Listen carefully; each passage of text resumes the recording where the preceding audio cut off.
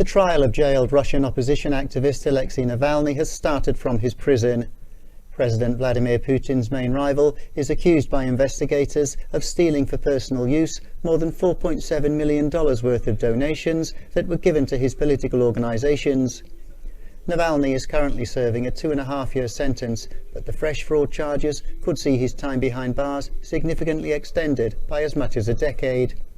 His allies, many of whom have been hounded into exile by the authorities, have described the charges and the process as a sham. The new case against Navalny was launched in December 2020, while the 45-year-old was recovering in Germany after narrowly surviving a nerve agent poisoning that he and many others blamed on the Kremlin.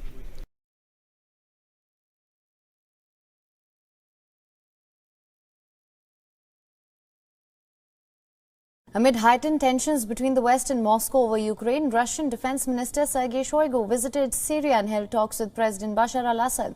He also inspected the Russian airbase in the country, which has served as Russia's main outpost in Syria.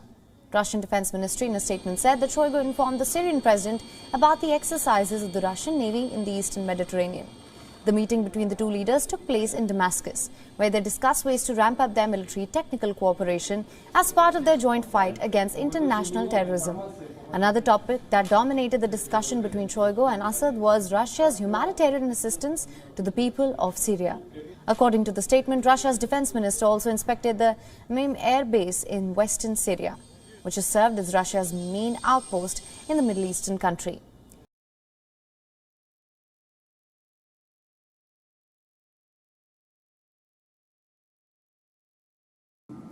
Well, lawyers for both Giuffre and Prince Andrew say that they have reached a settlement, an undisclosed sum, but also that Prince Andrew will be making a substantial donation to Virginia Giuffre's charity that supports victims' rights.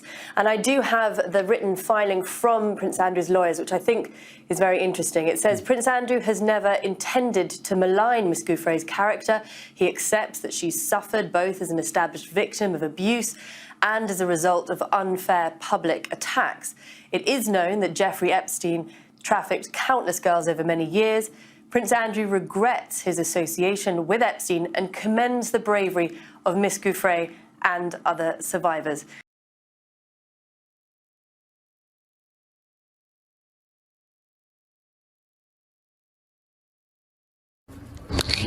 Tonight, Honduras National Police arresting their former president at his home after the U.S. requested his extradition to the States to face drug trafficking and weapons charges. Juan Orlando Hernandez, who was unseated last month after serving as president for 8 years, facing accusations that he took part in a violent drug trafficking conspiracy, responsible for moving more than 500,000 kilos of cocaine since 2004.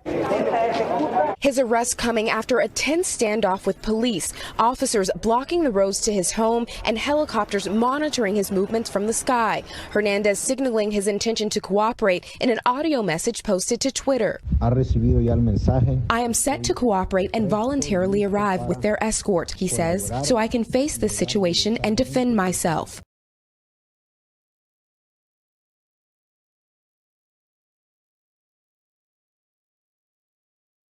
Former President Jacob Zuma's appeal against keeping veteran prosecutor Billy Downer on his case has been dismissed by the Pietermaritzburg High Court. Judge Piet Koen delivered a summary of his 60-page ruling. Mr. Zuma has pleaded not guilty to all the charges, and he remains to be tried. Permitting an appeal only at the end of the trial is practical, because if Mr. Zuma is acquitted, the time spent on any appeal against the dismissal of the special plea would have been wasted, would amount to a waste of limited judicial resources, and would have no practical significance.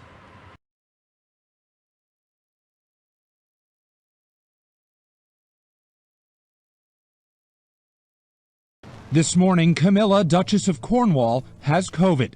Just days after her husband, Prince Charles, tested positive for a second time, Clarence House announcing Camilla has contracted the virus as well, as the world wonders about Queen Elizabeth. The Queen was with Charles 1 week ago, 2 days before he tested positive. Buckingham Palace saying then the Queen had no symptoms. Since then, mum's the word. The fiercely guarded Palace press office refusing to disclose even if the 95-year-old monarch had been tested for the virus. Observers poring over the Queen's schedule for any clues about her health.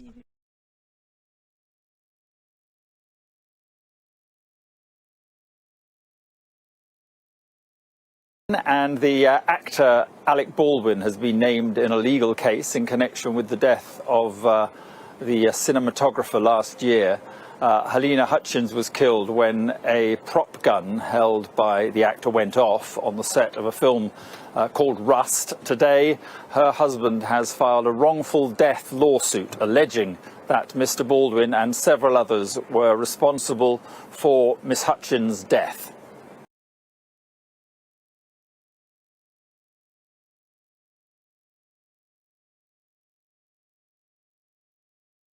The Texas Attorney General's office sued Facebook parent company Meta on Monday, alleging Facebook violated state privacy protections with facial recognition technology that collected biometric data from millions of Texans without their consent. The lawsuit accuses Facebook of collecting the data from users' photos and videos, disclosing the information to others, and failing to destroy it within a reasonable time. Over 20 million Texans have a Facebook account, the lawsuit said, adding, quote, Facebook repeatedly captured Texans' biometric identifiers without consent, not hundreds or thousands or millions of times, but billions of times. According to a Wall Street Journal report, which cites a person familiar with the matter, the state is seeking hundreds of billions of dollars in civil penalties.